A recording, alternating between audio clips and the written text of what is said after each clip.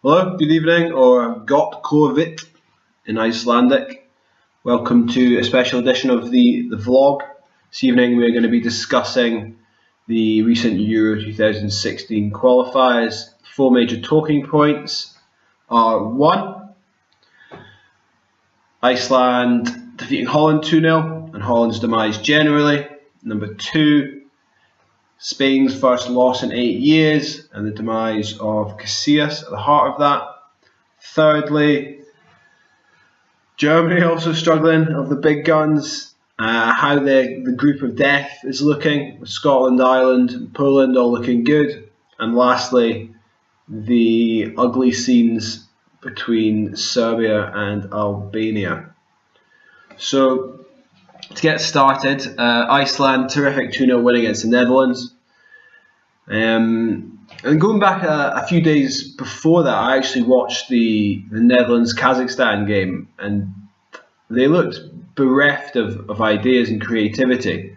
They were 1-0 down until a sending off sort of midway through the second half. That opened up the game a little bit.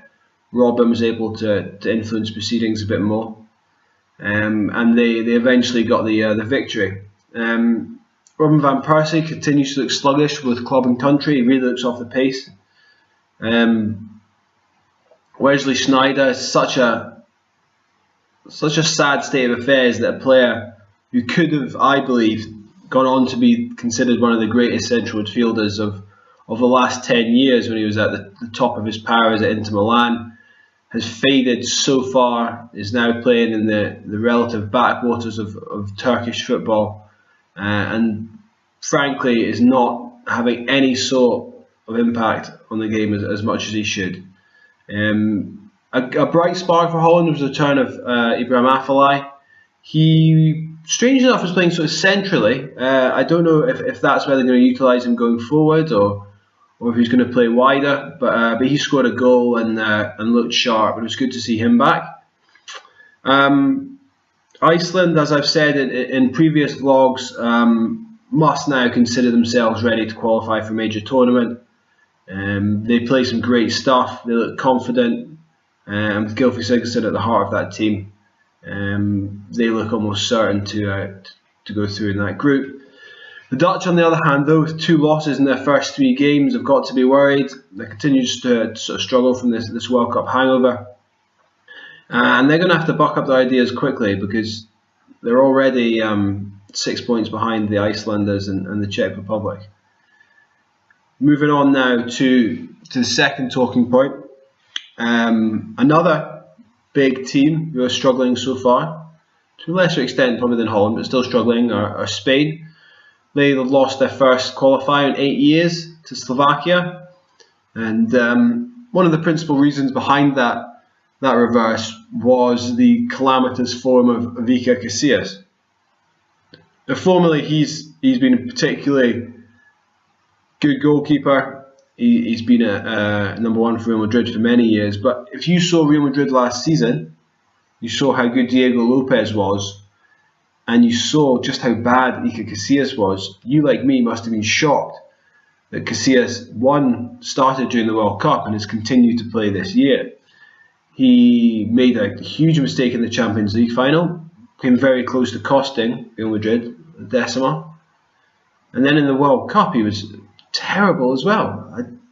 It baffles me that he continues to play. Now, it looks like David De Gea will be getting a run in the team, and I think that's about time. Very, very talented shot stopper, good goalkeeper, and I can't see Casillas getting back in now to the national team. He's been a great servant to his country. I think maybe 135, 136 caps. So phenomenal record. He's won it all. I think maybe now he just needs to step down while his reputation's not completely destroyed. Another person who perhaps should have stepped down after the World Cup with their reputation intact was Jogi Löw. I always feel it's a struggle for a manager to continue progressing when you've reached the zenith of football. If Germany had won the World Cup, perhaps would have been a perfect opportunity for him to depart alongside your Philip Lahms and Miroslav Kloses of this world. He's chosen to stay on. Germany are struggling somewhat. They got beaten at Poland. That was their first defeat since 2007 against the Czechs. Poland's first ever win over Germany as well. Quite frustrating for Scottish and Irish fans, but we'll come on to that in a minute. And then Germany followed the reverse to Poland up by only drawing 1-1 at home to Ireland. Perhaps a little bit fortuitous, the result for the Irish, but Germany, with the calibre of players they have, should be beating Ireland at home, no problem. Defensively, Germany are all at sea. They're really struggling. As was discussed on the Guardian podcast the other day, they're struggling in the fullback positions. Scotland were able to cause a lot of damage against Germany in those positions. And we'll see how they go. I think they're missing Philip Lahm as the leader. And they're a little bit shaky at the moment, Germany, especially in such a tough group. Ireland have started very well. And moving on to Scotland now. I actually went to the Scotland-Georgia game.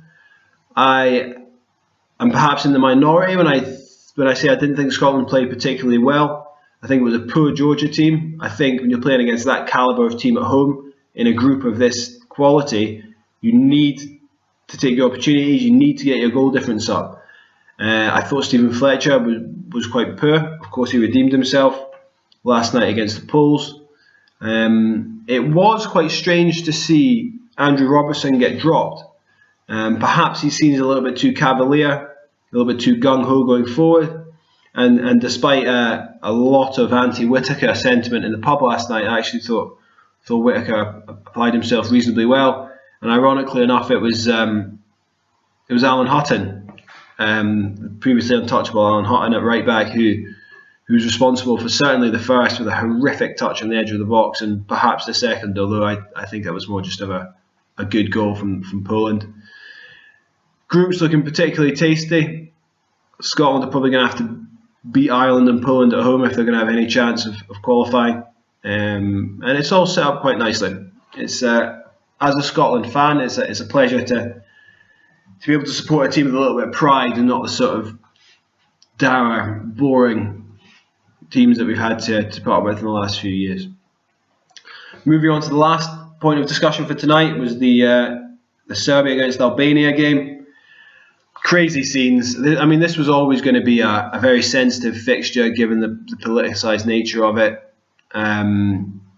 Even without away fans there, it still managed to kick off. I suppose in these days of technological advancement, it just requires one noise up merchant outside the ground to cause a riot, and that's pretty much what happened. With regards to Serbia, there always, every year, seems to be some sort of controversy with Serbia getting into trouble. Hopefully that stops. And to be honest, I'm sure you're tired of me droning on about this, so I'm just going to end the pod there. Actually, one final point. At the Scotland game, it was quite interesting. Me and Chris Gray had sort of observed how passionate the fans got when Scotland got a corner, and that is a particularly British thing that you notice when you go to British stadiums, that the fans get very very excited when a corner's got. Perhaps ties into the feeling that if you get a corner, you're more likely to score a goal. Not so.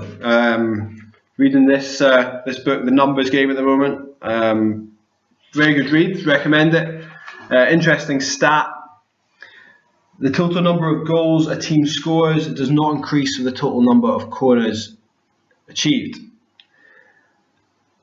The average Premiership team, and this is based on season 2010-2011, so a little bit out, but probably still fairly representative. The average Premiership team scores a goal from a corner every 10 games.